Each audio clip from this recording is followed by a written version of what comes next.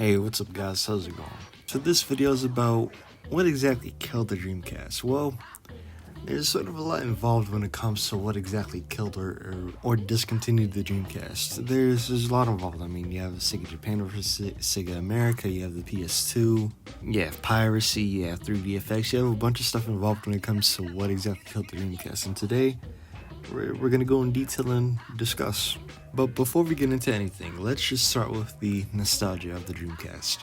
Now, I have a guest involved in this video, but before I go into that, I just want to give my experience and my memories with the Dreamcast. Now, I remember my dad bringing home the Dreamcast, and I remember him setting it up, and I remember playing it for the first time. I remember I played Seaman and some other game that I can't really remember. But this video is somewhat important to me. The Dreamcast was my first system. Like, the Dreamcast was my first experience when it came to video games, and again, it was just one of my first few memories overall. Like, for some reason, I remember being 2 or 3 years old playing the Dreamcast. But either way, enough rambling from me. Just want to give a quick shout out to my dad. If you're watching this, shout out to you. But enough rambling from me, let's move on to my guest. Coming to a Dreamcast near you.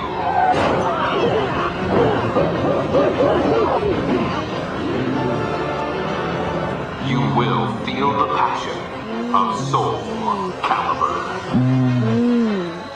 Man, she's off the hook. Oh, perfect. Soul Calibur on Sega Dreamcast. It's thinking. But I started with Ataris, and eventually moved up to from the Atari 5200 to the NES to or the Famicom, depending on where you were. If you were living in Asia, at one point I was, so I had a Famicom as well. But I had everything. And the Dreamcast, when that came out September 9th, 1999, that was the absolute best console for me. I don't know why. It had NFL 2K, which was groundbreaking at that point, for a sports game. NFL 2K, when it dropped on Dreamcast, everybody was like, yo, this is the game. Sports games will never be the same. I remember seeing the little holes on their jerseys, and I was like, oh my god, that's never been done. You could never see the little hole perforations and mesh on the jerseys of sports games before. So Dreamcast revolutionized just amazing graphics and gameplay to me. To me, that was the step into the biggest step generationally, personally. I don't know why. They had games like Shenmue, and for that time, to have a three-dimensional fighting game, adventure game, where you could freely roam around a city and have quick time events and action sequences and cutscenes that were in game. It was the first 3D action adventure game that really felt like a 3D open world action adventure game. Might have been one of the first, as far as Shenmue goes, that's that style. So the Dreamcast was absolutely groundbreaking for me. I had a broadband adapter for Ethernet. I had a mouse and keyboard set up with it, and I had the VMUs as well that you would use, in the controllers. So I had that. I had a VGA monitor connection because I was using it on my big screen Trinitron, and it was amazing, bro. It was back then, it was like having a PC, because you could email with it. You could even do voice talk and voice messages with it. You could email, you could do all that stuff. You could surf the web with it. And I had a mouse and keyboard connected to this thing with a broadband adapter and a VGA connection to my big screen Trinitron monitor. So you could imagine, for me, it was just wow. It was a powerful enough PC to do the basics of, everyday stuff, like surf the web, email, and stuff. And on top of it, it was a gaming console. And what's crazy is I used to play Quake Arena on Dreamcast. Believe it or not, this is back in, from 99 to 2000 era. I used to play my friends on PC cross-platform. Okay, you're talking about 99, 2000 era. Cross-platform with my friends on PC while I was on Dreamcast using a mouse and keyboard for Quake Arena. And I would beat the snuff out of them. I was nasty with it because it's the same thing. It's a mouse and keyboard, you have that advantage now when you hook that up to the Dreamcast. So it was like, to me, it was just innovation in a real step in next generation. It wasn't these, these playful consoles like they'd been putting out before, like the N64 or PlayStation 1. Like, those are great, but they still kind of had this, there wasn't this huge graphical generational leap. And technologically speaking, they didn't, to me at least, they didn't come close to the Dreamcast. So, but the Dreamcast was fantastic, man. I had all that stuff for it. I sold it. I don't know why, just because at a certain point, newer stuff came out. But thinking back to it, to me, that was really like that was like the biggest generational gap graphically and as far as advanced wise, like technologically advanced wise for consoles. Does that help? Yeah, I mean, when it comes down to the Dreamcast, again, I just remember my dad bringing it home on 9/9/99, and that was literally my first console I've ever played. I remember playing Seaman and a couple other games on it. Yep. Jet Set Radio, stuff like that. There was just so much good games that Sega had. And that's crazy that it was your first console. Because can you imagine playing a PlayStation 1 or going from like a PlayStation 1 or an N64 to that? Like that was huge. Yeah. That's a huge leap. Like, you're talking about, because I remember playing NFL Blitz on PlayStation 1, and I was like, man, these graphics are amazing. But then you play, not too much later on Dreamcast, NFL 2K, and you're like, holy shit, like, like the polygon count is way up.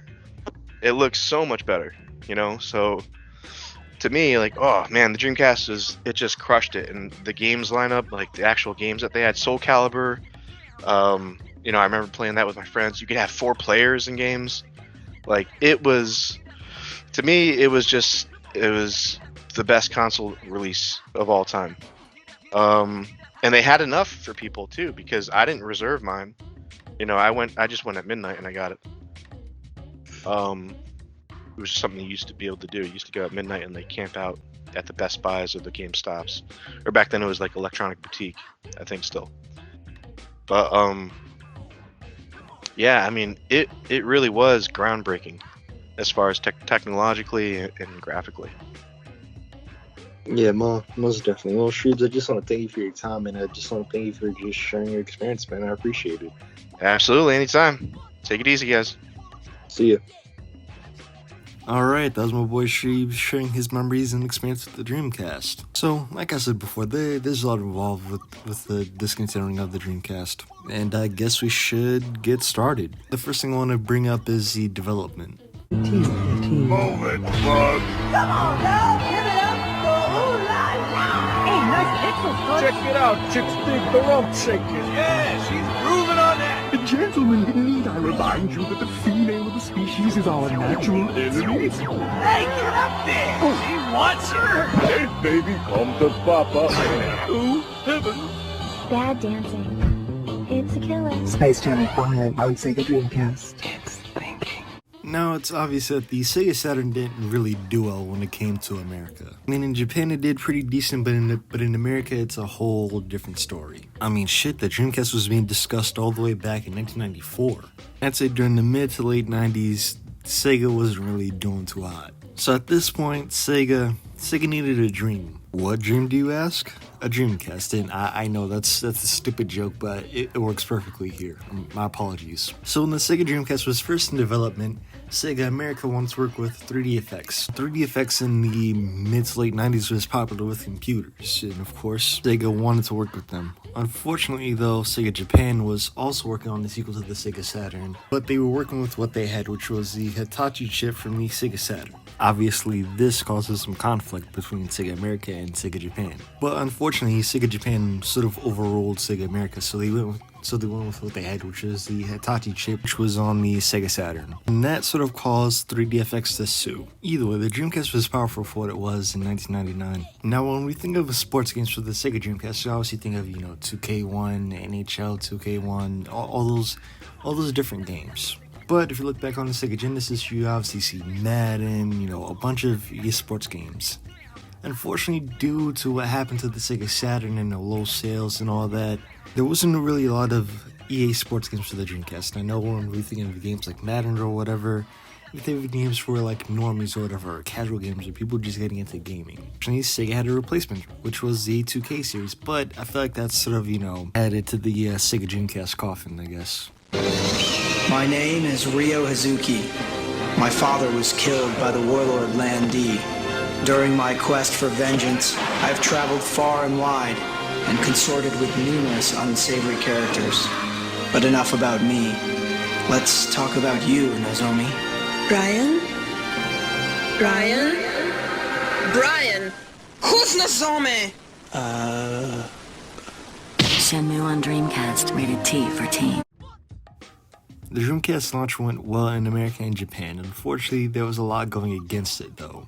There was a brand new console that lasted more than 10 years that was announced on 1999. The last game released for it was in 2014. What console am I talking about? The PS2. Yeah, unfortunately, the Sega Dreamcast had to go against the PS2, which was a lot. And another point that I'd like to bring up was I feel like the Dreamcast was technically meant to run against the PS1 and the N64. I'm thinking the Dreamcast launched on 9/9/99.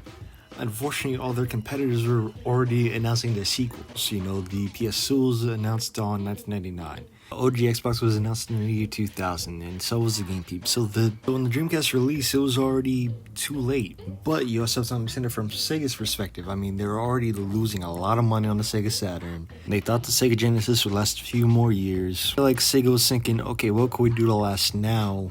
Instead of thinking, okay, how could we last a few more years? Because again, what the Dreamcast is holding is technically great against the 5th generation, but against the 6th generation, yeah, it's not doing too well. Now, I know this point may be controversial, but I feel like I have to get this off my chest because I feel like this definitely, helped kill the Dreamcast. But alright, instead of thinking about it in a negative aspect, let's think about it like this, right? So the PS2 was announced on 1999. Sega thought, let's build up our fan base and let's release a bunch of great games. And there was plenty of great games that were released between the years 1999 and the year 2001. Unfortunately, a lot of these games are expensive today, but it doesn't really matter. Sega thought, let's build up our audience, let's release a bunch of great games and other things. Now, there was even a DVD drive at E3, I think either 2001 or 2002 for the Dreamcast. There was originally going to be a DVD function for the Dreamcast, but that didn't really make it into production. Now, unfortunately, when the PS2 launched, they sold 500,000 PS2 units at launch. Dreamcast sold 9.3 million at launch, so obviously the PS2 sold a lot more. And this and a few other things caused the cancellation of the Dreamcast. Let's get ready to rumble!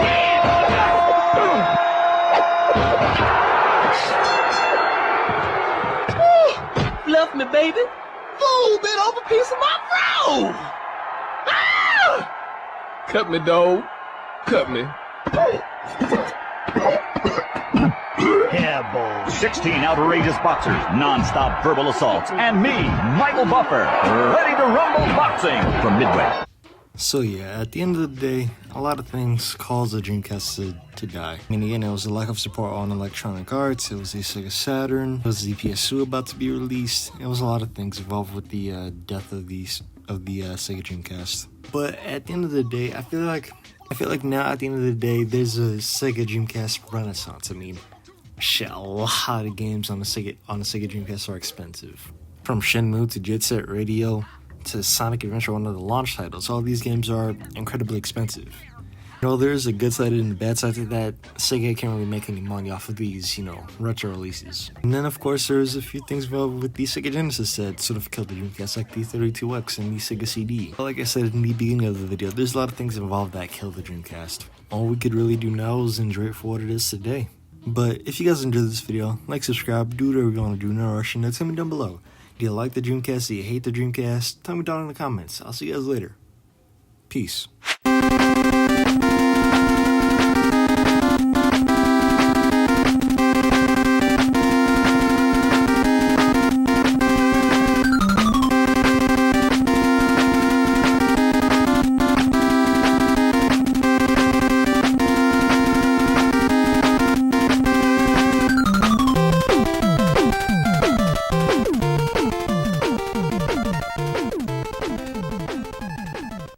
One day I'm going to Malta to bigger hotel. In the morning I go down to eat a breakfast. I tell the waitress I want 2 pieces of toast. She brings me only 1 piece. I tell her I want 2 pieces. She say go to the toilet. I say you don't understand, I want to piss on my plate.